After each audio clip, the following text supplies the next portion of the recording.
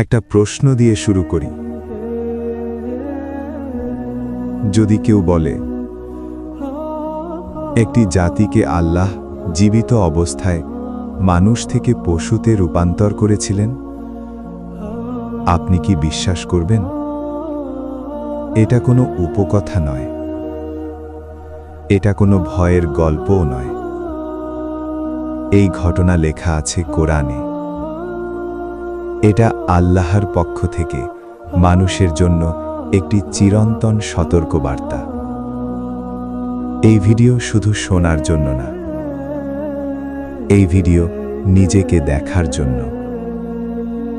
এই ঘটনা ঘটেছিল বনি ইসরায়েলের একটি সম্প্রদায়ের সঙ্গে। তারা বসবাস করত সমুদ্রের ধারে।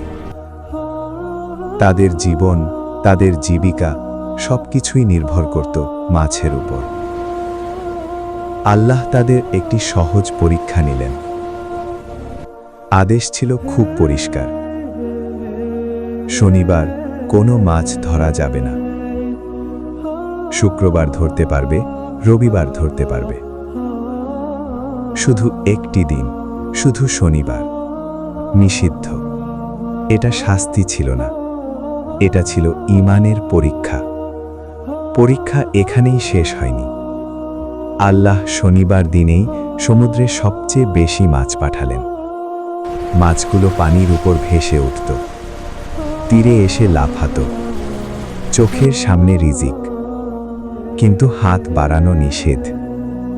এটাই ছিল পরীক্ষা।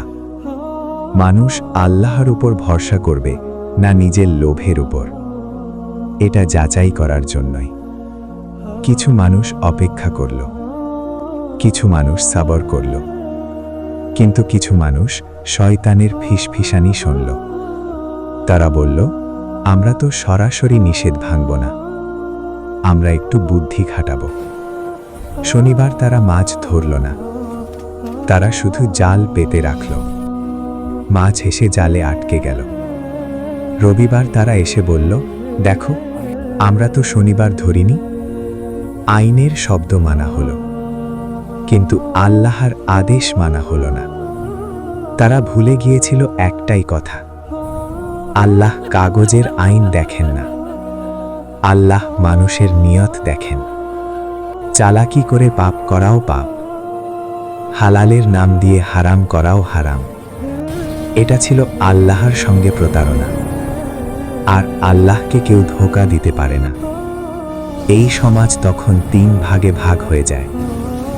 এক দল যারা প্রকাশ্যে এই কাজ করছিল, দ্বিতীয় দল যারা তাদের নিষেধ করছিল, ভয় দেখাচ্ছিল, আল্লাহকে স্মরণ করাচ্ছিল, আর তৃতীয় দল যারা বলছিল, এদের বুঝিয়ে কি লাভ, আল্লাহ তো ওদের এমনিতেই ধ্বংস করবেন।